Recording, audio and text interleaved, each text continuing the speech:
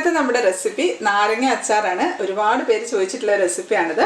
നാരങ്ങ അച്ചാർ പലതരത്തിൽ ഉണ്ടാക്കാം. ഇൻസ്റ്റന്റ് ആയിട്ട് ഉണ്ടാക്കാം, പിന്നെ ഒരുപാട് കാലം സൂക്ഷിച്ചു വെക്കാവുന്ന തരത്തിൽ നമുക്ക് ഉണ്ടാക്കാം. അത് തന്നെ പലതരത്തിൽ നമുക്ക് ഉണ്ടാക്കാം. ഉപ്പിലിട്ട് വെച്ചിട്ടും അല്ലാതെയൊക്കെ ഉണ്ടാക്കാം. ഇന്ന് ഞാൻ ഉണ്ടാക്കാൻ പോണത് എൻ്റെ മുത്തശ്ശിയൊക്കെ ഉണ്ടാക്കിക്കൊണ്ടിരുന്ന ഒരു ഒത്തൻറ്റിക് നാരങ്ങ അച്ചാറിൻ്റെ റെസിപ്പിയാണ്. അതിലൊരു മാറ്റവും ഞാൻ വരുത്തിയിട്ടില്ല, അതേപോലെ തന്നെ ഉണ്ടാക്കുകയാണ്. ഒട്ടും കയ്പില്ലാത്ത ഒരു നാരങ്ങ അച്ചാറാണ്. നമ്മളിത് ഒരുപാട് കാലം സൂക്ഷിച്ചു വെക്കാവുന്ന തരത്തിലാണ് ഈ അച്ചാർ ഉണ്ടാക്കുന്നത്. അതുകൊണ്ട് തന്നെ ഒട്ടും വെള്ളം ചേർക്കുന്നില്ല. ബുദ്ധിമുട്ടൊന്നുമില്ല, എളുപ്പത്തിൽ ഉണ്ടാക്കിയെടുക്കാം. ഇപ്പം നമുക്ക് എൻ്റെ മുത്തശ്ശിയുടെ ഒത്തൻറ്റിക് നാരങ്ങ അച്ചാറിൻ്റെ റെസിപ്പി കാണാം.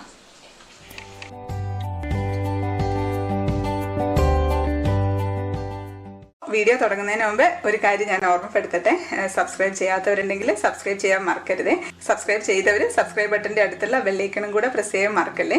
ബെല്ലൈക്കൺ പ്രസ് ചെയ്യുന്ന സമയത്ത് അതിൽ ഓൾ എന്ന ഓപ്ഷൻ പ്രസ് ചെയ്യണമെങ്കിൽ മാത്രമേ ഞാനിടുന്ന വീഡിയോസിൻ്റെ നോട്ടിഫിക്കേഷൻസ് നിങ്ങൾക്ക് കിട്ടുള്ളൂ. പലർക്കും നോട്ടിഫിക്കേഷൻസ് കിട്ടുന്നില്ല എന്ന് പറയുന്നുണ്ട്. അതുകൊണ്ടാണ് ഞാനൊന്ന് ഓർമ്മപ്പെടുത്തുന്നത്. അപ്പോൾ നമ്മുടെ നാരങ്ങ അച്ചാർ ഉണ്ടാക്കാനായിട്ട് ഒരു 10 നാരങ്ങ എടുത്തു വെച്ചിട്ടുണ്ട്. കുറഞ്ഞൊരു ക്വാണ്ടിറ്റിയാണ് എടുക്കുന്നത്, എല്ലാവർക്കും ഒന്ന് പരീക്ഷിച്ച് നോക്കാനായിട്ട്. നല്ല പഴുത്ത നാരങ്ങ നോക്കി എടുക്കണേ. ഇതിപ്പോൾ കഴുകി തുടച്ച് വെച്ചിരിക്കുന്ന നാരങ്ങയാണ്. പിന്നെ ഞാനൊരു സേഫ്റ്റി പിൻ എടുത്തിട്ടുണ്ട്. അത് വെച്ച് നമുക്കൊന്ന് നാരങ്ങ കുത്തി കൊടുക്കാം. കുത്തുന്ന സമയത്ത് പ്രത്യേകിച്ച് ശ്രദ്ധിക്കണം, കയ്യിലൊന്നും കുത്തിപ്പോകരുത്.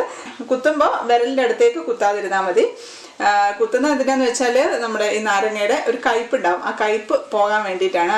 എണ്ണയിലിട്ട് വാട്ടുന്ന സമയത്ത് കയ്പ്പ് നന്നായിട്ട് മാറും ഇങ്ങനെ കുത്തിയിട്ടാണ് ചെയ്യുന്നതെങ്കിൽ. ഇപ്പം ചെറുനാരങ്ങ എല്ലാം നമ്മൾ കുത്തി വെച്ചിട്ടുണ്ട്. ഇനി നമുക്ക് ഓരോന്നായിട്ട് തുടച്ചെടുക്കാം. നന്നായിട്ട് നല്ല വൃത്തിയുള്ള തുണി കൊണ്ട് തുടച്ചിട്ട് ഡ്രൈ ആയിട്ടുള്ള പാത്രത്തിലേക്ക് ഇട്ട് കൊടുക്കാം. ഇപ്പം എല്ലാം കുത്തി തുടച്ച് വൃത്തിയാക്കി വെച്ചിട്ടുണ്ട്. ഒട്ടും വെള്ളമൊന്നുമില്ല. ഒരു ചീനച്ചട്ടി അടുപ്പത്ത് വെച്ചിട്ടുണ്ട്. അതിലേക്ക് നമുക്ക് നല്ലെണ്ണ ഒഴിച്ചു കൊടുക്കാം. ഒരു 2 ടേബിൾ സ്പൂണൊക്കെ നല്ലെണ്ണ ഒഴിച്ചിട്ടുണ്ട്. ഒന്ന് ചൂടാവട്ടെ. അത് എണ്ണ ചൂടായിട്ടുണ്ട്. നല്ലെണ്ണയ്ക്കകത്തോട്ട് നമുക്ക് ചെറുനാരങ്ങ അങ്ങനെ തന്നെ ഇട്ട് കൊടുക്കും.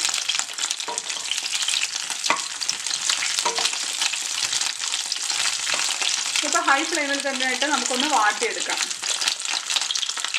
ഒരു 10 മിനിറ്റ് ആയിട്ടുണ്ട്. ഹൈ ഫ്ലെയിമിൽ തന്നെ ഇട്ട് വാട്ടിയെടുത്തതാണ്. ചെറുതായിട്ടൊന്ന് കളറൊക്കെ ഒന്ന് ചേഞ്ച് ആയിട്ടുണ്ട്. ഇതിപ്പോൾ നമുക്ക് ഓഫ് ചെയ്ത് കൊടുക്കാം. ഇനി ഇതൊന്ന് തണുക്കട്ടെ. നമുക്ക് വേറൊരു പാത്രത്തിലേക്ക് മാറ്റി വെക്കാം. ഇതിപ്പം നന്നായിട്ട് തണുത്തിട്ടുണ്ട്. അപ്പോൾ ഞാനൊരു പാത്രത്തിലേക്ക് മാറ്റി വെച്ചിട്ടുണ്ടായിരുന്നു. ഇനി ഇത് നമുക്ക് നന്നായിട്ടൊന്ന് തുടച്ചെടുക്കാം. ഇതിൻ്റെ പുറത്തുള്ള എണ്ണയൊക്കെ നമുക്ക് നേരത്തെ ഇത് വഴറ്റിയ എണ്ണ ഉപയോഗിക്കരുത് കേട്ടോ, അതിനൊരു കയ്പുണ്ടാകും. അപ്പോൾ ഇത് നമുക്ക് നന്നായിട്ടൊന്ന് തുടച്ചെടുക്കാം. ഇതിൻ്റെ പുറത്തൊക്കെ എണ്ണമയമൊക്കെ ഒന്ന് മാറ്റി എടുക്കാം. തുടയ്ക്കുമ്പോൾ സൂക്ഷിക്കണം, പൊട്ടിപ്പോയത്. കാരണം നന്നായിട്ട് ഞെങ്ങുന്നുണ്ട്. ഇത്രയും വാടിയിട്ടുണ്ട്, അതുകൊണ്ടാണ്. നന്നായിട്ട് നമുക്ക് തുടച്ചെടുക്കാം. ഞാനെല്ലാം ഒന്ന് തുടച്ചെടുത്ത് വെക്കട്ടെ. ഇതപ്പോൾ എല്ലാം തുടച്ച് വെച്ചിട്ടുണ്ട്. ഇത് നമുക്കൊന്ന് മുറിച്ച് വെക്കാം. നാരങ്ങയുടെ കുരു ഒന്നും മാറ്റുന്നില്ല കേട്ടോ. നിങ്ങൾക്ക് വേണമെന്നുണ്ടെങ്കിൽ മുറിക്കുന്ന സമയത്ത് ഒന്ന് മാറ്റാം. നല്ല സോഫ്റ്റ് ആയിട്ടുണ്ട് കേട്ടോ. ഇതുണ്ട്. ഇങ്ങനെ ഒരു നാരങ്ങ 8ആയിട്ട് മുറിച്ച് വെക്കാം. ഇതുണ്ട്. ഇതിപ്പോൾ ഒരു നാരങ്ങ 8ആയിട്ടാണ് കട്ട് ചെയ്ത് വെച്ചിരിക്കുന്നത്. നല്ല സോഫ്റ്റ് ആയിട്ടാണ് ഇപ്പോൾ ഉള്ളത്. ഇനി ഇതുപോലെ ബാക്കിയെല്ലാം ഒന്ന് കട്ട് ചെയ്ത് വെക്കട്ടെ.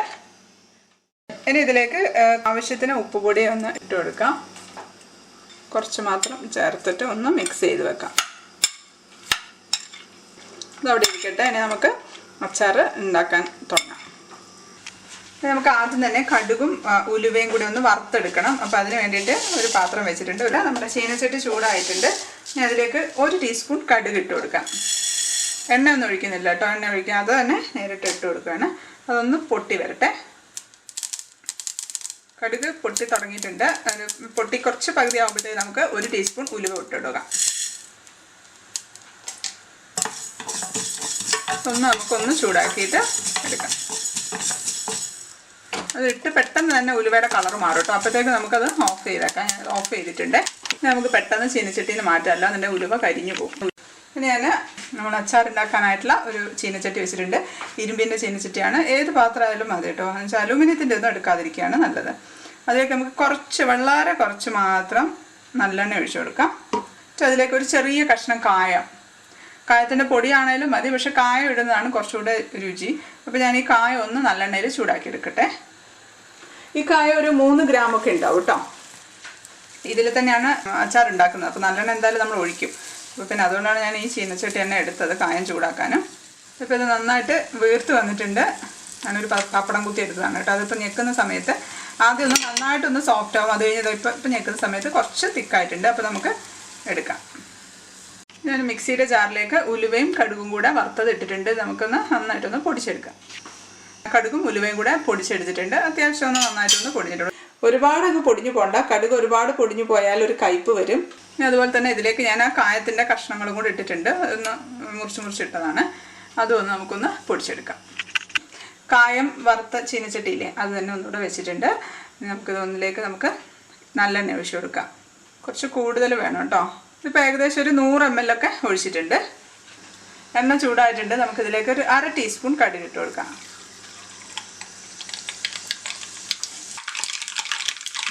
തീ കുറച്ച് കൊടുക്കാം. ഒരു 1/4 ടീസ്പൂൺ ഉലുവ ഇട്ട് കൊടുക്കാം.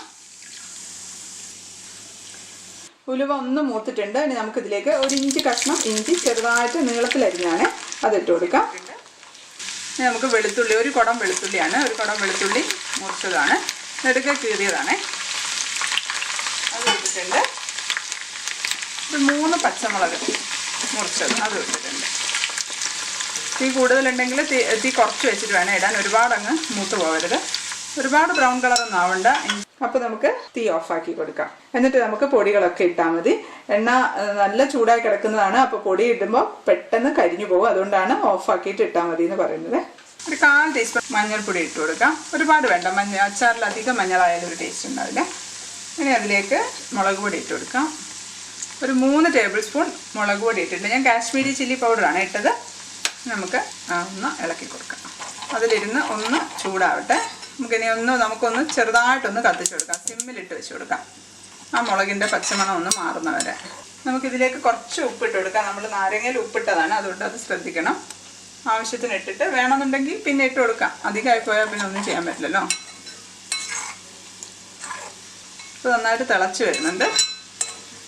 ഞാൻ കുറച്ച് കറിവേപ്പില ഇട്ടിട്ടുണ്ട്. കറിവേപ്പില നേരത്തെ ഇടേണ്ടതാണ് കേട്ടോ. ഞാൻ മറന്നു പോയതാണ് ഇടാനായിട്ട്. നമുക്കതൊന്ന് ആ കറിവേപ്പില ഒന്ന് മൂത്തോട്ട എണ്ണ കിടന്നിട്ട് നമുക്കിതിലേക്ക് ചെറുനാരങ്ങ മുറിച്ചത് ഇട്ട് കൊടുക്കാം. അതിൻ്റെ ആ വെള്ളവും ചെറുനാരങ്ങ കഷ്ണങ്ങളും ഒക്കെ കൂടെ ഒരുമിച്ച് അങ്ങ് ഇട്ട് കൊടുക്കാം. നന്നായിട്ടൊന്ന് മിക്സ് ചെയ്യാം.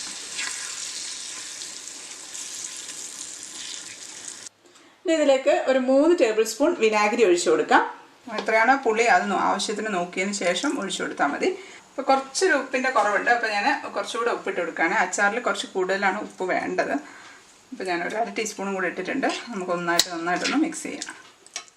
ഇതിലേക്ക് നമ്മൾ പൊടിച്ച് വെച്ച ഉലുവയും കടുകും കൂടെ പൊടിച്ച് വെച്ചില്ലേ, അതിന് കുറച്ചെടുത്ത് ഒരു ടീസ്പൂണൊക്കെ എടുത്തിട്ടുണ്ട്. അത് നമുക്ക് ഇട്ട് കൊടുക്കാം.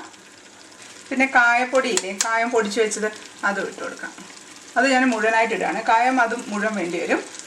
ഇനി നമുക്ക് നന്നായിട്ടൊന്ന് ഇളക്കിയെടുക്കാം. നല്ല മണമാണ് കേട്ടോ അച്ചാറിൻ്റെ. ഈ വീട് മുഴുവനും അച്ചാറിൻ്റെ ഒരു നല്ല മണമുണ്ട്. ഇതിനി ഒരുപാട് തിളപ്പിക്കേണ്ട ആവശ്യമൊന്നുമില്ല. ഞാൻ ഓഫാക്കുകയാണ്. ഇനി നമുക്ക് ഇതിലേക്ക് നമ്മുടെ അച്ചാറിൻ്റെ ടേസ്റ്റ് കൂട്ടുന്ന ഐറ്റമാണ് പഞ്ചസാര. അതിട്ട് കൊടുക്കാം. ഒരു 1/2 ടീസ്പൂൺ പഞ്ചസാര ഇട്ട് കൊടുക്കാം കേട്ടോ. പഞ്ചസാര ഇടണം കേട്ടോ. എന്നാലേ ആ എരിവും പുളിയും ഉപ്പും എല്ലാം കൂടെ ഒന്ന് ചേർന്ന് നല്ല രുചിയിലോട്ട് ആ അച്ചാർ വരണമെന്നുണ്ടെങ്കിൽ പഞ്ചസാര ചേർക്കേണ്ട വേണം. ഇത്രയേ ഉള്ളൂ. പെട്ടെന്ന് കഴിഞ്ഞില്ലേ. ഇനി നമ്മൾ ഇതിൽ വെള്ളമൊന്നും ഒഴിക്കുന്നില്ല. വെള്ളം ഒഴിച്ചിട്ടുണ്ടെങ്കിൽ നമുക്ക് ഒരുപാട് കാലം സൂക്ഷിച്ചു വെക്കാൻ പറ്റില്ല. പക്ഷേ ഇത് കണ്ടോ, അത്യാവശ്യം നല്ല ഗ്രേവി ഉണ്ട്. ഇത് മതി. ഇത് കുറച്ച് ക്വാണ്ടിറ്റി ഉള്ളൂ. നിങ്ങൾക്ക് ഉണ്ടാക്കി നോക്കി ഇഷ്ടപ്പെട്ടാൽ കൂടുതൽ അളവിൽ ഉണ്ടാക്കാമല്ലോ എന്ന് വിചാരിച്ച് ഞാൻ ചെറിയൊരളവ് കാണിച്ചത്. ഈ അച്ചാർ ഇപ്പോൾ എടുത്ത് കഴിച്ചേക്കരുത് കേട്ടോ. ഒരു 2 ആഴ്ച കഴിഞ്ഞിട്ട്, മിനിമം ഒരാഴ്ചയെങ്കിലും കഴിഞ്ഞിട്ട് എടുക്കാവുള്ളൂ. പക്ഷേ ഉപ്പും പുളിയും ഒക്കെ ഒന്ന് ടേസ്റ്റ് നോക്കി, ആ കായത്തിൻ്റെ ടേസ്റ്റും ഒക്കെ ഒന്ന് കറക്റ്റ് ആക്കിയിട്ട് എല്ലാം കറക്റ്റ് ആക്കിയിട്ട് വെച്ചിരുന്നാൽ മതി. ഉപ്പ് കുറച്ച് മുന്നോട്ട് വേണം കേട്ടോ. ഞാൻ പിന്നെ ഇട്ടിട്ടുണ്ടായിരുന്നു. ഇപ്പോൾ അടച്ചു വെക്കണ്ട. അടച്ചു വെച്ചാൽ ആവിവെള്ളം വീഴും. ജസ്റ്റ് ഒരു പേപ്പർ ഇട്ടിട്ടൊന്ന് മൂടി വെച്ചാലും മതി. അതാണെങ്കിലും കുഴപ്പമില്ല. അവിടെ ഇരിക്കട്ടെ. ഒന്ന് തണുത്തതിന് ശേഷം നമുക്ക് കുപ്പിയിലിട്ട് വെക്കാം. ഇപ്പോൾ ഇത് നന്നായിട്ട് തണുത്തിട്ടുണ്ട്. ഒരു കുപ്പിയിലേക്ക് മാറ്റുകയാണ്. കുപ്പി നന്നായിട്ട് കഴുകി തുടച്ച് നല്ല ഡ്രൈ ആയിട്ടുള്ള കുപ്പി വേണം എടുക്കാനായിട്ട്. ഇപ്പോൾ കുറേയൊക്കെ ഉണ്ടാക്കുകയാണെന്നുണ്ടെങ്കിൽ എൻ്റെ മുത്തശ്ശിയൊക്കെ എന്താ ചെയ്യാന്ന് വെച്ചാൽ വലിയ ഭരണിയിലാണ് ഇട്ട് വെക്കുക. എന്നിട്ട് നല്ല വൃത്തിയുള്ള ഒരു വെള്ള തുണി എടുത്ത് അത് നല്ലെണ്ണയിൽ മുക്കി അച്ചാറിൻ്റെ മുകളിൽ അങ്ങ് ഇട്ട് വെക്കും. പിന്നെ നമുക്ക് ആവശ്യമുള്ളപ്പോൾ തുണി ഒന്ന് നീക്കിയിട്ട് ആവശ്യമുള്ളത് ചെറിയൊരു കുപ്പിയിലാക്കി ഡൈനിങ് ടേബിളിൽ വെച്ചിരുന്നാൽ മതി. അപ്പോൾ നമുക്കത് ആവശ്യത്തിന് ചോറിന് കൂട്ടി കഴിക്കാവുന്നതേ ഉള്ളൂ. ഇനി നമുക്കിത് അടച്ച് മാറ്റി വെക്കാം. 2 ആഴ്ച കഴിഞ്ഞ് നമുക്ക് എടുക്കാം. ഇതപ്പോൾ 2 ആഴ്ച ആയിട്ടുണ്ട്. നാരങ്ങയൊക്കെ നല്ല സോഫ്റ്റ് ആയിട്ടുണ്ടായിരുന്നു. അത് കുപ്പി തുറക്കുമ്പോൾ തന്നെ എന്തൊരു മണമായിരുന്നു എന്നറിയോ. ഞാനൊന്ന് ടേസ്റ്റ് ചെയ്ത് നോക്കട്ടെ.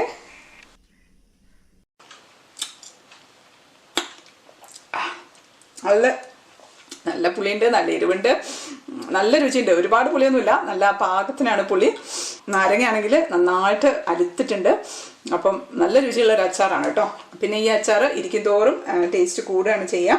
അപ്പം അച്ചാർ ഇഷ്ടമുള്ളവർ ഉണ്ടാക്കി നോക്കുക. പിന്നെ നാരങ്ങ അച്ചാറിൻ്റെ പുതിയൊരു റെസിപ്പി എനിക്ക് കിട്ടിയിട്ടുണ്ട്. ഉണ്ടാക്കി നോക്കിയിട്ട് സക്സസ് ആവുകയാണെന്നുണ്ടെങ്കിൽ വീഡിയോ എടുത്തിട്ടിടാം. അപ്പോൾ അടുത്തൊരു അടിപൊളി റെസിപ്പി ആയിട്ട് കാണാം. Till then, stay happy, stay positive. Bye.